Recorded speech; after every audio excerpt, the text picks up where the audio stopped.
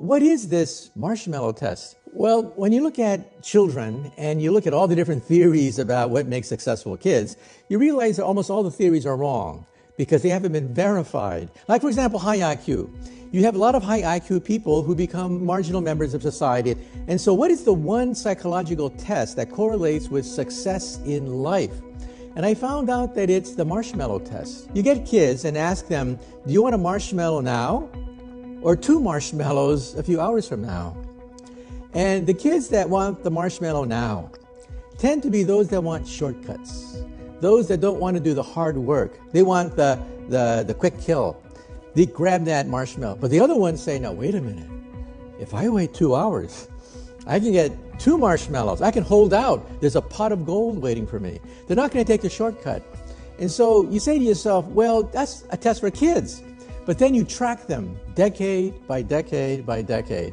And you find that they are more successful, they have a lower divorce rate, higher income, higher status in society, that don't want that simple payoff now, but are going to delay gratification into the future.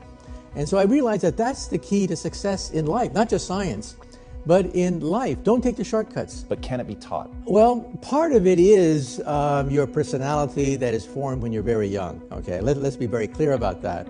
But I think that, yes, I think that, for example, it turns out that if you do the same thing with poor children and the same thing with middle-class children, it turns out that poor children will, in general, go for the quick kill because they know that things disappear real fast. If there's money in the house, it's gone in the future.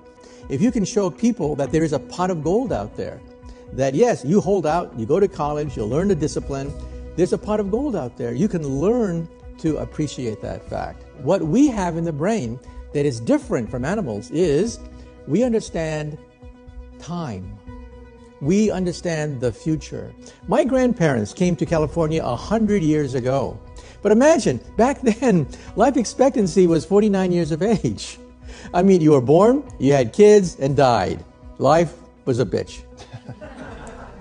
Now we have an increased lifespan. We have all the luxury goods. Instead of yelling out the window, which is what my grandparents did to communicate, we have the internet. And so when you look at it the long term, decade for decade, you realize the enormous progress that we've made. We constantly daydream, we scheme, we plot. We constantly think about what could be. Now let's do an experiment. Go home tonight and teach your dog the concept of tomorrow. Try it. Teach your dog the concept of tomorrow, the next week, the next year, and you realize you can't.